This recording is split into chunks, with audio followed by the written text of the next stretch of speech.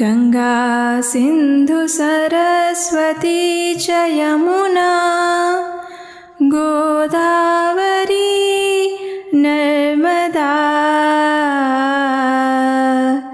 कावेरी सरयू महेंद्र तनया।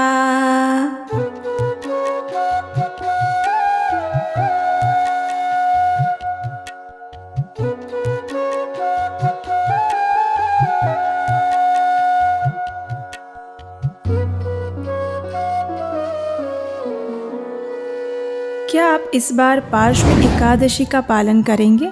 अच्छा, आपको नहीं पता कि वो कब आने वाली है और किस दिन उसका पालन करना है? और क्या आप उसकी तारीख के साथ साथ पार्श्व एकादशी का पालन कैसे करें उसकी व्रत विधि भी जानना चाहते हैं? तो ये वीडियो विशेषकर आपके लिए है। चलिए शुरू करते हैं। हरे कृष्णा, मैं हिरणमयी रोहिणी आज आपके लिए लेकर आई हूँ पार्श्व या परिवर्तिनी एकादशी की व्रत विधि। आप में से कई लोग पार्श्व एकादशी का पालन करने का आयोजन कर रहे होंगे और उसके लिए क्या क्या तैयारियां करनी है ये भी जानना चाहते होंगे, है ना? तो चलिए आज इस वीडियो में मैं आपको विस्तार से बताऊंगी कि किस प्रकार आप सभी नियमों का पालन करते हुए चातुर्मास की इस विशेष एकादशी का पालन कर सकते हैं।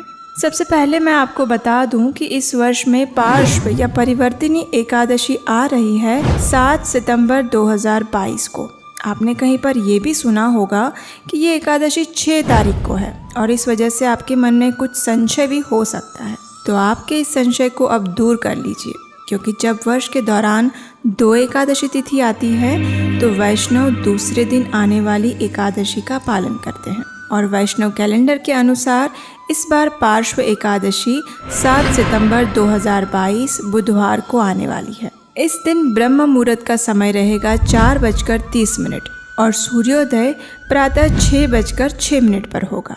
वैसे ये समय जो मैं आपको बता रही हूँ वो उत्तर भारत के लिए है और अगर आप भारत में या विश्व में किसी और स्थान पर हैं तो आप अपना स्थानिक समय जरूर देख लीजिएगा। एकादशी के अगले दिन यानी द्वादशी पर आपको एकादशी व्रत खोलना है, यानी पारण का समय है प्रातः 6:07 से लेकर 10:18 के बीच में। समय पर पारण करना अत्यंत आवश्यक है। अब बात करते हैं कैसे इस एकादशी का पालन करना है। ये एकादशी भाद्रपद मास के शुक्ल पक्ष में आती है, यानी चातुर्मास के दौरान, इसलिए स्वाभाविक है कि इसका स्थान अत्यंत विशेष है और ये सबसे अधिक आध्यात्मिक शक्ति प्रदान करने वाली भी है। ये वही एकादशी है जब चातुर्मास के दौरान योग निद्रा में स्थित भगवान श्री विष्णु अपनी करवट बदलते हैं, इसलिए इसे परिवर्तिनी एकादशी भी कहा जाता है। इसके अगले दिन वामन देव का आविर्भाव दिवस आता है और इसलिए इसे वामन द्वादशी भी कहा जाता है। इस एकादशी पर भगवान श्री हरि के वामन देव की आराधना करने का विशेष महत्व है। उनके विषय में विस्तार पूर्वक वर्णन तो मैंने पार्श्व एकादशी व्रत कथा में किया हुआ है, तो एकादशी के दिन वो वीडियो ज़रूर देखिएगा। और एकादशी व्रत कथा आपको मिलेगी हमारे चैनल उपदेशाष्टकम पर, इसलिए अगर आपने अभी तक हमारे चैनल को सब्सक्राइब नहीं किया तो अभी कीजिए और बेल आइकन भी ज़रूर दबाइएगा, जिससे कि हमारे वीडियो का नोटिफिकेशन भी आपको मिलता रहे। शास्त्रों में बताया गया है कि एकादशी का पालन करने वाले साधक को दशमी के दिन से ही पूर्व तैयारी प्रारंभ करनी चाहिए, जैसे कि दशमी के दिन संध्या के बाद अन्न भोजन ना लेना, रात्रि में जल्दी सो जाना और अपने मन तथा इंद्रियों को वश में रखकर भगवान श्री कृष्ण के ऊपर स्थिर रखना। एकादशी के दिन प्रातः ब्रह्म मुहूर्त में या उससे पहले उठने का प्रयास करें। उठने के पश्चात सर्वप्रथम परम भगवान श्री कृष्ण को प्रणाम करें, भूदेवी को प्रणाम करें, श्रील प्रभुपाद और अपने गुरु को प्रणाम करें। उसके बाद स्नान इत्यादि कार्यों से स्वच्छ हो जाएं। स्नान करते समय आप इस मंत्र का उच्चारण कर सकते हैं। गंगा सिंधु सरस्वती च यमुना गोदावरी नर्मदा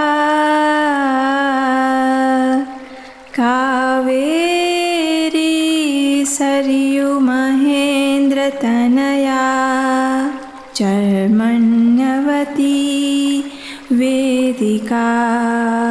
क्षिप्रा वेत्रवती महासुरनदी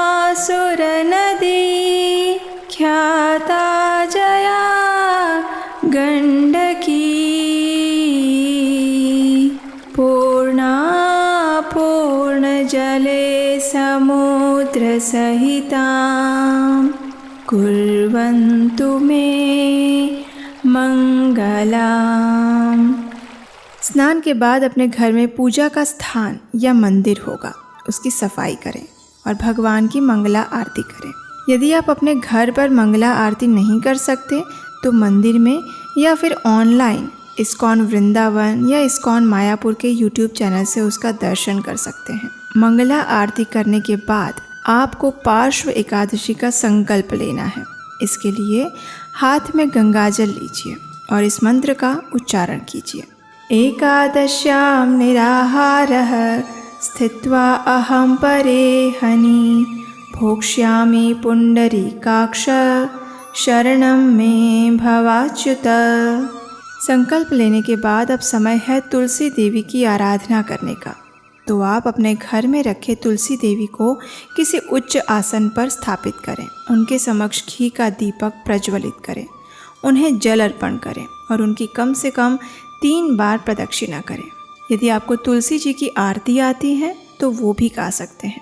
देखिए, तुलसी देवी को लेकर कई भ्रम फैलाए जा रहे हैं, जैसे कि उन्हें एकादशी पर जल नहीं देते या रविवार को नहीं देते या गुरुवार को नहीं देते इत्यादि। लेकिन शास्त्रों के अनुसार ऐसा कोई प्रावधान नहीं है। तुलसी देवी को आप प्रतिदिन बिना किसी संशय जल दे सकते हैं। जी हाँ, द्वादशी के दिन हम तुलसी पत्र नहीं तोड़ते हैं, इसका खास ध्यान रखें। अब उनके समक्ष बैठकर हरे कृष्ण महामंत्र का अधिक से अधिक संख्या में जाप करें।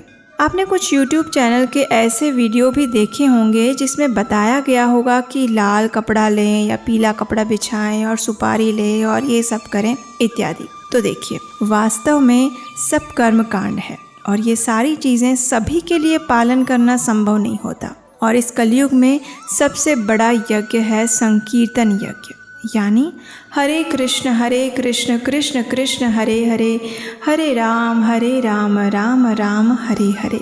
इस महामंत्र का उच्चारण करने से व्यक्ति को परम आध्यात्मिक गति प्राप्त होती है।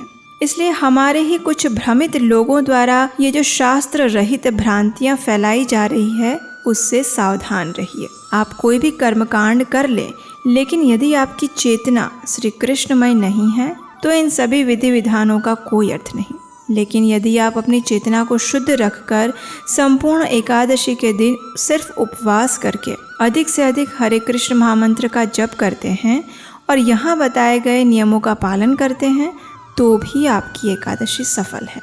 एकादशी के दिन अन्न का संपूर्ण त्याग करना है, यानी दाल, चावल, गेहूँ, फलियाँ या उससे बने कोई भी पदार्थ नहीं लेने हैं। यदि आपकी शारीरिक स्थिति ठीक है तो आप बिना जल के या फिर दूध के साथ, फलों के साथ या फिर इन सब पदार्थों को दिन में 1 बार या 2 बार लेकर उपवास करें। यदि आप ये नहीं कर सकते तो आप एकादशी प्रसाद के साथ उपवास कर सकते हैं। उपवास और हरे कृष्ण महामंत्र के जप के साथ साथ अपने समय अनुसार भगवत गीता और श्रीमद् भागवतम का श्रवण और अध्ययन भी अवश्य करना चाहिए। संध्या के समय घर में भगवान के समक्ष और तुलसी देवी के समक्ष घी का दीपक प्रज्वलित करें और हरे कृष्ण का कीर्तन करें। अगले दिन प्रातः फिर से ब्रह्म मुहूर्त में उठकर स्नान इत्यादि से निवृत्त हो जाएं और भगवान की मंगला आरती करें या फिर उसका दर्शन करें। निर्धारित पारण समय पर किसी वैष्णव को यथाशक्ति भोजन, प्रसाद या दान देकर आप भी भगवान को अर्पित अन्न प्रसाद से अपना एकादशी का व्रत खोलें, यानी पारण करें। ये वीडियो देखकर अगर आपको प्रमाणभूत जानकारी प्राप्त करने का संतोष प्राप्त हुआ है तो इसे दूसरे लोगों से शेयर भी ज़रूर कीजिएगा। और यदि आप हमारे इस वैदिक सभ्यता के प्रचार के अभियान में सहयोग करना चाहते हैं तो अगली एकादशी कथा के लिए या वीडियो के लिए आप स्क्रीन पर दिए गए नंबर पर हमें अपना आर्थिक सहयोग भेज सकते हैं। आपकी प्रार्थना और आशीर्वाद हमें शक्ति प्रदान करते हैं। तो चलिए, चातुर्मास के इस विशेष पार्श्व एकादशी का श्रद्धापूर्वक पालन करते हुए स्वयं की चेतना को श्री कृष्ण में स्थिर करने का प्रयास करते हैं और मुझे विश्वास है कि श्री कृष्ण हमारी सहायता अवश्य करेंगे। हरे कृष्णा।